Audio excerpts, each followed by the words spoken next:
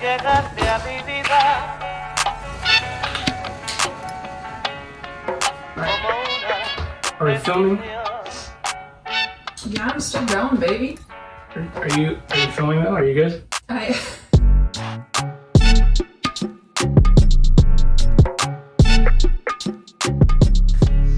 Today, on the last episode of Sammy Karachi Desperately Needs a Haircut, we're going to be making one last cocktail using common pantry items in your house.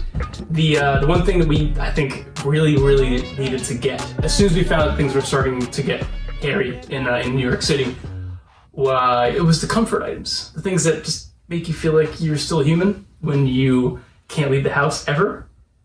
Things like coffee and chocolate and ice cream, and for me, that was tea. I need tea. I drink it every day, and there's a tea for everything. I've been really getting into Earl Grey these days, but if you're a tea drinker like I am, every once in a while you forget about a cup of tea, and you discover it an hour later, and you have to either decide to drink the overly bitter mistake that you've made, or you can just dump it down the drain and start over again. Today I'm going to be showing you how to use that overly steeped forgotten tea to make a fantastic cocktail using AnCnoc 12-year-old single malt Scotch.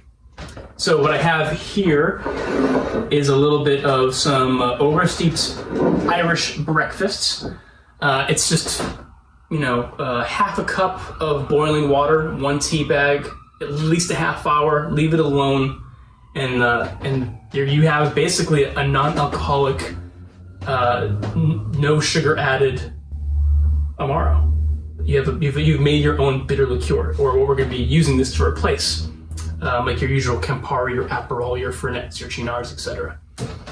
For the single malt Scotch of choice, I wanted a single malt Scotch that was just on the border of Speyside and Highland. I wanted the fruit, the full-bodied fruit flavor, like the apricot and peach and berries, but I also wanted the floral components, and not in a sweet way, but just in a savory style. Think of like dried rose, right? And that's what AnCnoc 12 does and has in spades. It's right on that border, truly, but you can have 1 foot in Speyside and in the Highlands.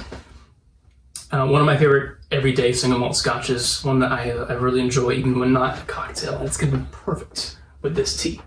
If you do not have Irish breakfast, you can use English breakfast. You can go even with like a rooibos if you want something a bit more red. I think Irish breakfast has a ton of malt characteristics, and it's gonna be perfect for this drink. The drink being sort of take on a Negroni or Boulevardier. It's a Negroni is 1 part spirit, 1 part bitter liqueur, 1 part wine. So if our bitter liqueur is the tea and the spirit is our AnCnoc, the wine, instead of sweet vermouth, will be this guy, Cocchi Americano, also known as a quinquina. Quinquina is referring to the bittering agent present in this wine. So if you're familiar with quinine, that's what's in tonic water that makes tonic water bitter. Same thing in here. If you've heard of Lillet Blanc, if you've heard of Quina la Viande d'Or from Tempest Fugit, these are all examples of quinquina. And that cinchona bark is going to give you a really cool, rustic, savory, earthy flavor, like just a dirty, root-driven flavor, and one that will be perfectly complemented by the tea and the spirit. We're going to do equal parts. It's a super easy drink. And remember, because we're using tea as part of this drink, that means it's also pretty low in ABV. This is a drink that you can sort of make, around 3 p.m. when it's close enough to 5 o'clock for you to have a little drink before your meetings. There we are. We're going to pour all that into our mixing glass. Get a little bit of icy ice.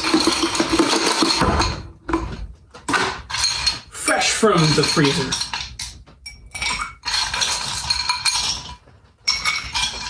Funny thing about ice when it comes to using bitter ingredients, ice generally makes bitter things taste more bitter. The warmer a bitter ingredient is, the less it can offend. And as such, you might feel that this drink, depending on how long you steeped your tea or how tannic the tea was that you chose, want to balance the bitterness. Because remember, the wine that we're using, the aperitif wine that we're using, Cocchi Americano, has some bitterness of its own. But I'm a bitter son of a bitch, so I really enjoy this as is. But if you, just like you would a cup of tea, add honey. You know, you guys have seen the episodes. We got honey coming out of our, we got honeys all day over here. But if you don't want to add the new flavor, because honey is also flavored additional sweetness, the secret is add a little bit of salt. A pinch of salt is all you need. Or you can make a little saline solution. Just boil 10 parts water to 1 part salt. Strain it out and you're good to go.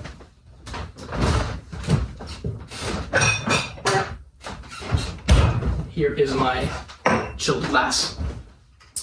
Salt is, of course, a flavor enhancer, but it just happens to enhance the sweetness of a drink more than the bitterness, and as such, would make this drink appear to be sweeter.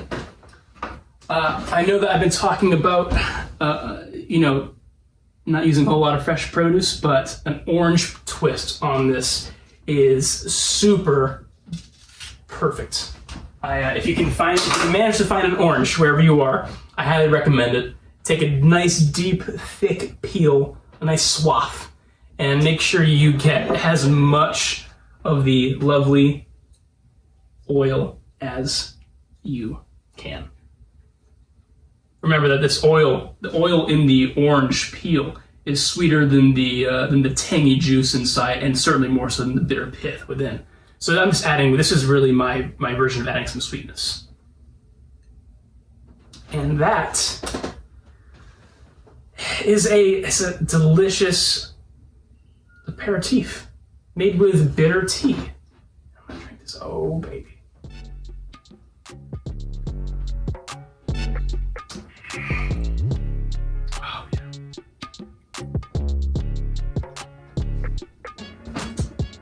Oh yeah. I know you want to try it. I know, you're so grabby. Get in there.